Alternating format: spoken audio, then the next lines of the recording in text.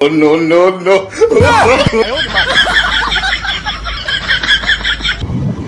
কিমান ধুনীয়া ঐ তুমি বহুত ধুনীয়া আছা দেই এজনীয়ে যে মোক ধৰি ৰাখিছে আৰু আন এজনীয়ে যে মোক লাঠিৰে কোবাই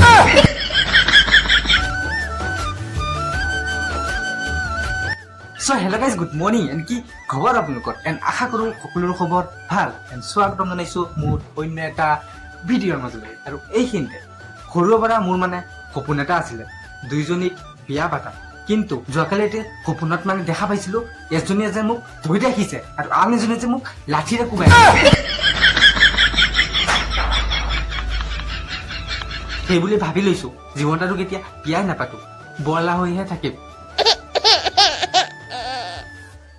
আৰু গাইজ মই মানে ভাবি আছো মানুহে ইয়াৰ পৰা ইয়ালে জঁপিয়ালে ভয় খাই গ'ল কিন্তু মই যে ভয়ে নাখাওঁ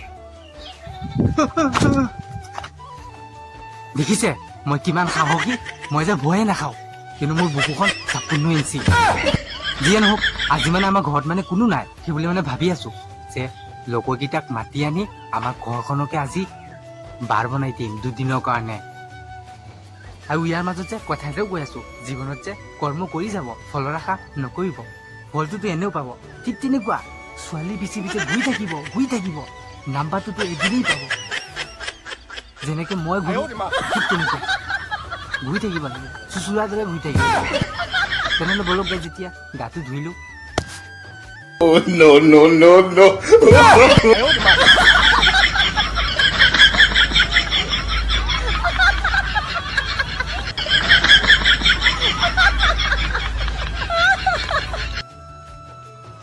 So guys, finally মই মানে গা পা ধুই মেলি ৰেডি হৈ গ'লো আৰু এতিয়া এয়া চাওক মই ৰেডি হৈ গ'লো আৰু এতিয়া মানে যাম মানে আমাৰ লগৰ দুটামান আহিব ল'ৰা তো লগৰ দুটাৰ লগত মানে বাইকত উঠি পেলাই মানে আমি যাম বাৰুপুতি পাৰ হৈ পেলাই মানে হাংবস্তি পাৰ হৈ তাৰপিছত আকৌ ৰিটাৰ্ণ ঘৰত আহিম তেনেহ'লে বলক তাৰপিছত মানে ঘৰখন লগাই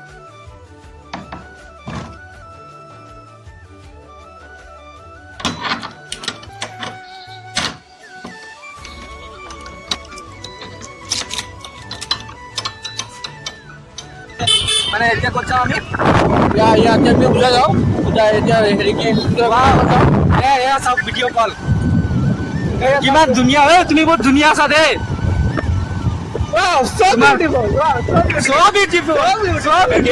আমি কত যেতে বারপুরি নো গাইজ আমার গাঁৱৰ ছোৱালীবিলাক আৰু জীৱনত দুটা বস্তু কেতিয়াও দৌৰি নাথাকিব এজনী হ'ল ছোৱালী আনটো হ'ল মাইকী বলত আমি দুটাই লাভ মাৰে গাইজ আমাৰ গাঁৱৰ আৰু এয়া আকৌ দেখুৱাই আছে এইটো কাৰণে ঐ তুমি বহুত সুন্দৰ ক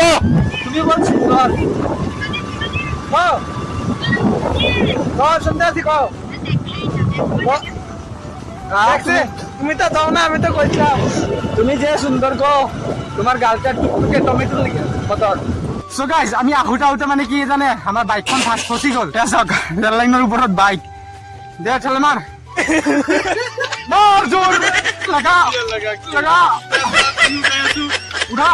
মুখ দেখাবা দেই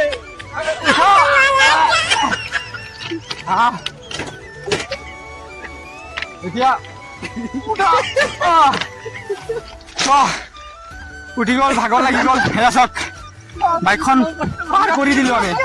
সেয়া আমাৰ জোকৰ আমি ৰেলগেটৰ ওপৰতে আছিলো ক'ব লাগে এতিয়া ঘৰত যাওঁগৈ